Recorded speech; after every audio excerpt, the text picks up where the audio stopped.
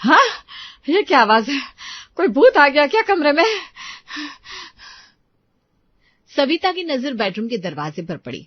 वहां उनके पति रमेश अपना सिर दरवाजे पर टकाटक लगातार टकरा रहे थे, धीरे धीरे, बिल्कुल पागलों की तरह। अरे ये पागल आदमी फिर से नींद में चलना शुरू कर दिया। रमेश, रमेश! रमेश ने सविता की आवाज पर कोई प्रतिक्रिया नहीं दी। वो बस दरवाजे से टकराते रहे, ठक ठक ठक, एक ही ताल पर।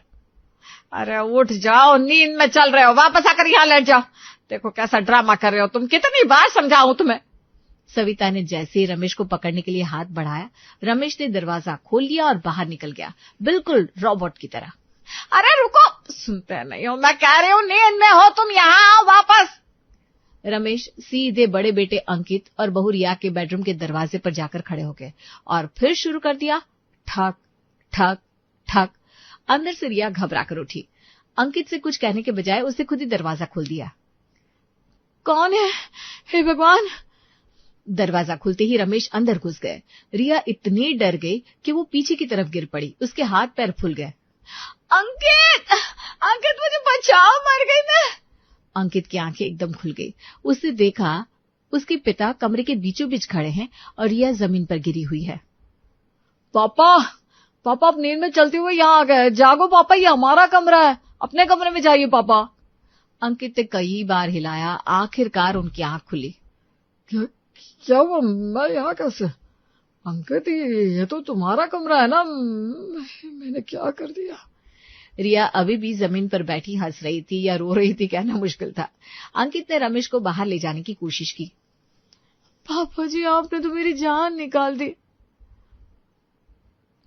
रमेश को अपनी गलती का एहसास हो गया। उन्होंने सिर झुकाकर हाथ जोड़ लिए, जैसे कोई छोटा बच्चा माफी मांग रहा हो। माफ कर दो बहू, पता नहीं मुझे क्या हो गया, नींद में चल रहा था, माफ कर दो। मैं अपने कमरे में जा रहा हूँ। चलो यहाँ से, दिमाग खराब करके रखा है सबका। अरे चल तो रहा हूँ मैं। रात की इन हरकतों के कारण घर में किसी की नींद पूरी नहीं हो पाती थी। सुबह होते ही सबके चेहरे पर थकान साफ झलकती। सविता बैठी बैठी सो गई। सिर लटक रहा था, हाथ से चाय की प्याली गिरने वाली थी। ठीक उसी वक्त रमेश वहां आ गया। अरे बैठे बैठे क्यों सो रही हो? दिन चढ़ाया, घर का क्या होगा? सविता की आंखें फट गई। वो इतनी जोर से चिल्लाई कि पूरी गली सुन ले। उसके हाथ पैर कांप रहे थे गुस्से से। खुद तो चलते हुए भी सोते रहते हो, मैं बैठे बैठे भी नहीं सो सकते क्या? आपकी नींद की वजह से मेरी जान निकली जा रही है। रोहित ने ये सुना तो वो अपने कमरे से बाहर आ गया। उसने माँ को इतने गुस्से में पहली बार देखा था। वो बोला, अरे मम्मी क्यों चिल्ला रही हो? पापा को दिक्कत है, वो अपनी मर्जी से तो नहीं करते ये सब। बीमारी है नींद में चलने की। तुझे इतनी हमदर्दी हो रही है तो अपने कमरे में लिटा लेना इनको, पता चल जाएगा असलियत। अब इंसाफ करना है तो रात को अपने दरवाजे पर बुला लेना। अरे अब ये तुम्हारे कमरे में नहीं आते ना, इसलिए बकवास कर पाते हो। जब आएंगे तो पता चलेगा रात क्या होती है। मम्मी, पापा मेरे कमरे में क्यों आएंगे? उन्हें तो अंकित भैया के कमरे का रास्ता याद है। आते भी है तो क्या हो जाएगा, मैं संभालूंगा। मुंह बंद रखो वरना पछताओगे। अरे पछताए मेरे दुश्मन। और इत्तेफाक की बात ये थी कि उसी रात रमेश रोहित के दरवाजे पर जा पहुंचे। ठीक 2 बजे। ठक ठक ठक। रोहित की नींद अचानक टूटी। उसे लगा जैसे कोई पुलिस छापेमारी कर रहा हो। ये क्या है? दरवाजा तोड़ रहा है कोई। देखा, मैंने कहा था ना, अब खुद जाकर दरवाजा खोलो, मैं नहीं खोलने वाली। रोहित ने हिम्मत करके दरवाजा खोला तो सामने खड़े थे रमेश, आंखें पूरी तरह बंद और शरीर झूल रहा था। पापा, पापा आप क्या हुआ, क्यों आ गए यहाँ? रमेश सोते में ही बोलने लगे। बेटा ऑफिस वाली फाइल कहाँ रखी है? कल बोर्ड मीटिंग है, वो प्रोजेक्ट डेडलाइन पर है। पापा अब तो रिटायर हो गए, 10 साल हो गए, कौन सी फाइल, कौन सी बोर्ड मीटिंग? अच्छा तो फिर मुझे नौकरी पर ही बिठा दो, मैं खुद बैठ जाऊंगा। फाइल लाओ वरना मैं यहीं बैठूंगा। रोहित कुछ कहता है, इससे पहले ही रमेश मुड़ा, जैसे उसने अपना काम पूरा कर लिया हो। वो सीधे बाहर निकल गया। देखा तुम्हारी हमदर्दी का नतीजा, अब बोलो कैसा लगा? अरे सो जाओ ना चुपचाप, 1:30 बजे सोया था, 2 बजे उठा दिया पापा ने। रमेश रोहित के कमरे से अपने कमरे में नहीं पहुंचा, बल्कि सीधे घर से बाहर निकल गया और पड़ोसी श्यामलाल के दरवाजे पर जा पहुंचा। श्यामलाल गहरी नींद में सो रहा था। उसने ताजा ताजा पेंट करवाया था दरवाजे पर। ठक ठक ठक। श्यामलाल को लगा जैसे कोई उसके नए पेंट वाले दरवाजे पर कील ठोक रहा है। वो चौंक कर उठ बैठा। दरवाजे पर जोर जोर से आवाज हो रही थी। कौन है बाहर? रात के 2 बजे कौन दरवाजा तोड़ रहा है? थानेदार हूँ, आपका बिजली बिल बकाया है, खोलो दरवाजा। श्यामलाल घबरा गया। उसने दरवाजा खोलकर देखा तो सामने खड़ा था रमेश, वो भी सोता हुआ रमेश। हाय भगवान, ये तो रमेश है, सोता हुआ थानेदार बन रहा है मेरे दरवाजे पर। अरे जाओ भैया, वापस जाओ। उसके कंधे पकड़कर उसने उसे उसके घर की तरफ घुमा दिया और रमेश अपने घर चला गया। अगली सुबह श्यामलाल खुद उसके घर पहुंचा। भाई साहब, आप या तो अपने सारे दरवाजे बदल दो या अपने पिताजी का रूट मैप बदल दो। मैं हर रात ये नहीं सुन सकता कि कोई मेरे दरवाजे पर थानेदार बन रहा है। माफ कीजिए भाई साहब, हम लोग खुद इनसे परेशान हैं। पिछले हफ्ते इन्होंने मेरे कुत्ते को जगाकर उससे हाथ मिलाया था। कुत्ता अब मुझसे नहीं मिलता, सोचता है कोई और है मालिक। सॉरी। श्यामलाल मुंह बनाकर चला गया। घर वाले चुप थे, लेकिन रातें रुकने वाली नहीं थी। रमेश की एक और पसंदीदा जगह थी और वो थी वॉशरूम। पानी, बहुत प्यास लगी है। अरे ये वॉशरूम की लाइट क्यों जल रही है रात के 2:30 बजे? सविता ने दरवाजा खटखटाया। अंदर से आवाज आई जैसे कोई गेंडा रो रहा हो। वो हैरान रह गई। रमेश, तुम अंदर बैठे क्या कर रहे हो? जल्दी बाहर निकलो। सो रहे हो क्या? सविता ने जब कस के धक्का दिया तो दरवाजा अचानक खुल गया। उसे दिखा पूरा वॉशरूम टूथपेस्ट से पेंट हो चुका था। दीवारों पर अंग्रेजी के अक्षर बने थे। बताओ, सौर मंडल में कितने ग्रह हैं? मुझे लगता है 55 है। हे भगवान, उठो। अब से तुम घर के बाहर ही सोओगे, घर के अंदर नहीं। मैं तुम्हें अंदर लेने ही नहीं वाली। पूरा वॉशरूम बर्बाद कर दिया, ये साफ कौन करेगा? क्या चुटकुला है। सविता ने रमेश का कान पकड़कर उसे वॉशरूम के बाहर निकाला और बेड पर पटक दिया। लेकिन रमेश की करतूतें खत्म नहीं होती। अगली रात रमेश को सपने में भूख लगी। वो उठा और फ्रिज के पास जहां पहुंचा। रमेश ने सब्जियों से भरा डिब्बा बाहर निकाला। सारी सब्जियां उसने फ्रिज के फ्रीजर वाले हिस्से में रख दी। भूख मिट गई। भूख मिट गई। फिर रमेश सीधे पिछले पड़ोसी संजू के घर पहुंच गया। संजू पिज्जा वाला। उसके दरवाजे के बाहर पिज्जा का ओवन रखा था। क्या है भाई, मेरे ओवन की आवाज क्यों आ रही है? कोई चोर है क्या? संजू दरवाजे की तरफ भागा। देखा तो रमेश ने ओवन खोलकर उसमें परात रख दी थी और वो फ्रिज से निकालकर पानी डाल डालकर ओवन धो रहा था। अरे क्या कर रहे हो भाई साहब? ये नया ओवन है, पिज्जा वाला ओवन है, बर्तन नहीं है। रमेश ने घूमकर संजू की तरफ देखा। आंखें बंद थी लेकिन चेहरे पर बड़ी मासूमियत थी, जैसे दुनिया का कोई सबसे बड़ा काम कर रहा हो। पिज्जा साफ कर रहा हूँ, अपना मोबाइल नंबर दो, कल सुबह पिज्जा डिलीवरी कर दूंगा घर पर। सुबह जब सब उठे तो फ्रिज खोला तो सारी सब्जियां बर्फ की सिल्ली बन चुकी थी। टमाटर जैसे जम गए थे, मानो क्रिकेट की गेंदे हो। देखो, ये टमाटर है या लोहा? सब्जी काटने चाकू नहीं, हथौड़ा चाहिए, हथौड़ा। सविता ने धनिया उठाया। वो तो बर्फ से ऐसी जम गई थी कि सविता ने चाकू से काटने की कोशिश की तो चाकू गिर गया। आलू तो पत्थर बन चुका था। सासू मां, अब रोटी किस चीज से बनेगी? आटा भी फ्रीजर में भर दिया था पापा जी ने। टमाटर से गेंद खिलनी है क्या? आलू के साथ ईंटें रख दो, फ्लोरिंग हो जाएगी। अब मैं रात को सोने से पहले तुम्हारे पैरों में रस्सी बांधूंगी, तब देखती हूँ कितने ग्रह गिनते हो। पागल करके रख दिया है। अब न खाने को कुछ है, न पीने को, बवाल बचा के रख दिया है। इन सब के अलावा थी एक पड़ोसन कमला देवी, जो अलग नमूना थी। तो रमेश, मेरे दरवाजे पर क्यों नहीं आता? मेरे दरवाजे में कुछ कमी है क्या? और आखिरकार एक रात कमला देवी की तपस्या रंग लाई। रमेश सीधे उनके दरवाजे पर आ पहुंचा। मैं भजन सुनने आया हूँ, कीर्तन करो जल्दी। कमला देवी को तो ऐसे मौका चाहिए था जैसे सोने की चिड़िया हाथ आ गई हो। वो उठी, रफ्तार इतनी तेज कि साड़ी उड़ने लगी। रुक बेटा रुक, बस 1 मिनट। हारमोनियम कहाँ रखा है?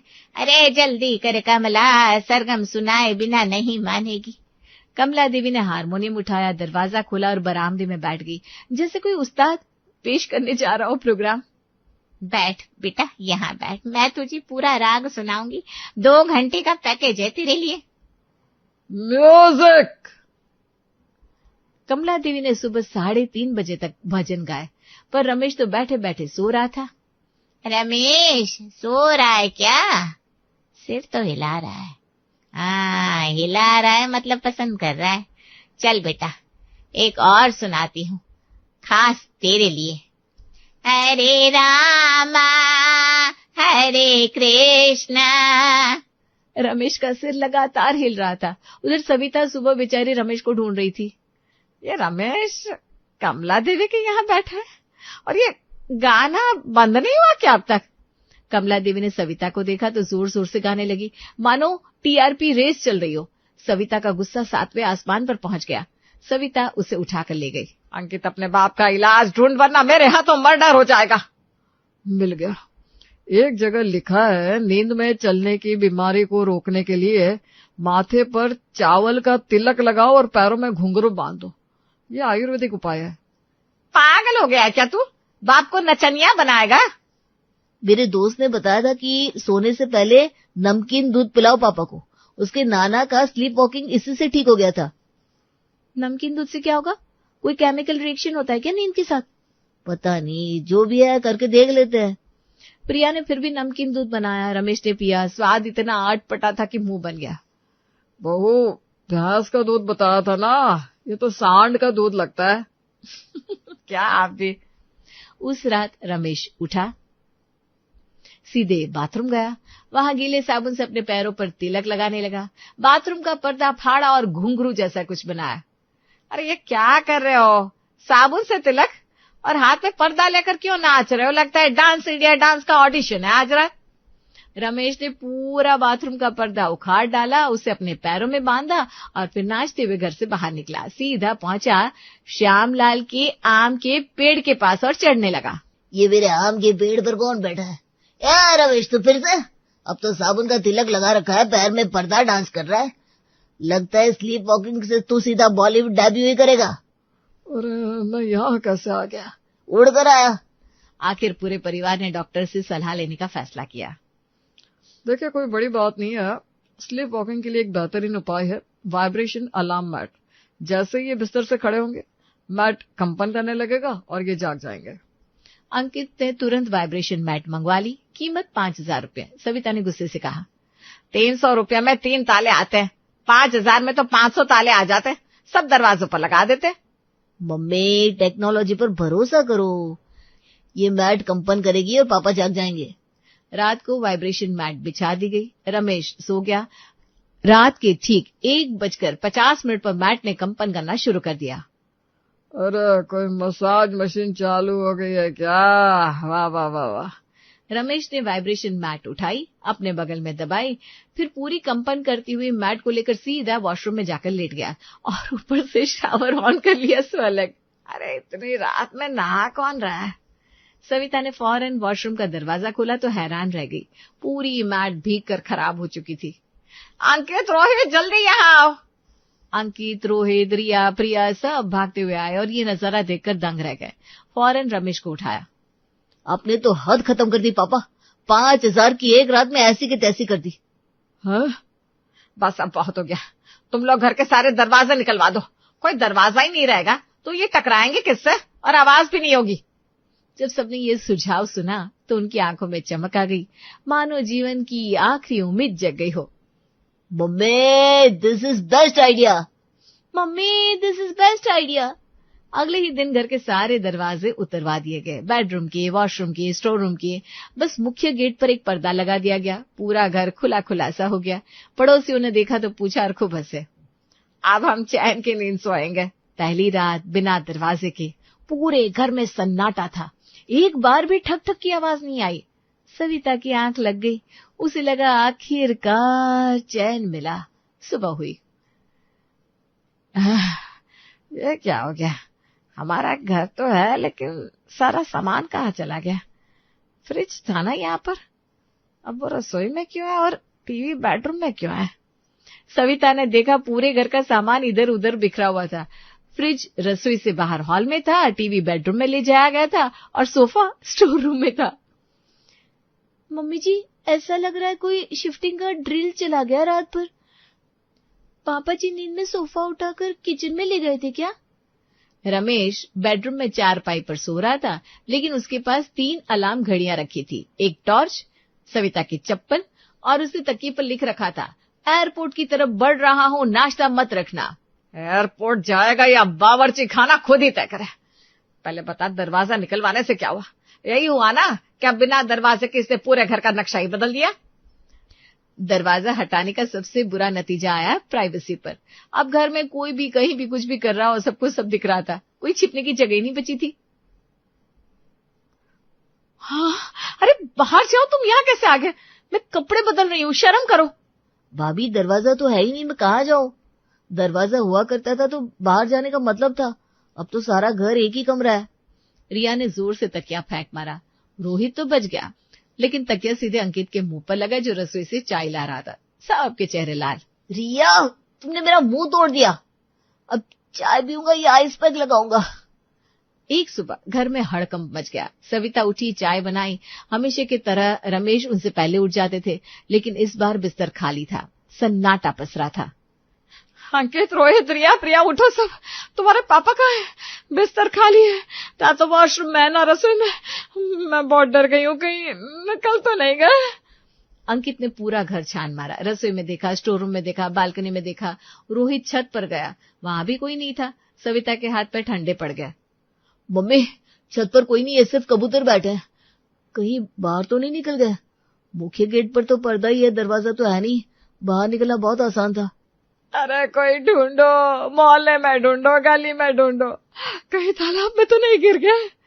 सभी लोग मोहल्ले में भागे। श्यामलाल के दरवाजे पर गए, संजू के घर गए, कमला देवी के आंगन में देखा, हर जगह छान मारा, कोई सुराग नहीं मिला। तभी संजू का फोन आया।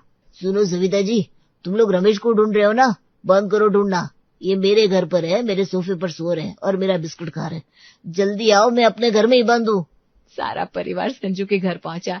देखा तो रमेश वहां के सोफे पर चैन से सो रहे थे, और ये देखकर सबकी आंखें फटी रह गई। सबने मिलकर रमेश को जगाया, झटके दिए, पानी के छींटे डाले, नाक में बिस्कुट डाला और आखिरकार रमेश की आंख खुली। यार कैसे? ये मेरा घर नहीं है, ये किसका सोफा है? श्यामलाल का? ये श्यामलाल का घर नहीं है, संजू का घर है। श्यामलाल पास खड़ा है, वो भी तुम्हें देखकर हंस रहा है। तुमने तो पूरे मोहल्ले का चक्कर लगा दिया रात भर में। बस अब फैसला हो गया, दरवाजे वापस लगाए जाएंगे, हर एक दरवाजा, बेडरूम का, वॉशरूम का, स्टोर रूम का। और रमेश के कमरे में 2 ताले लगेंगे, एक अंदर से एक बाहर से, क्योंकि इस आदमी का कोई इलाज ही नहीं है। ये सुनकर सब हंस पड़े। सविता रमेश को पकड़कर वापस घर लेकर गई और घर के रास्ते में उसने 10 ताले भी खरीद लिए। उसका हुक्म था 9 ताले दरवाजे पर लगेंगे और एक इनके पैर में चैन डालकर।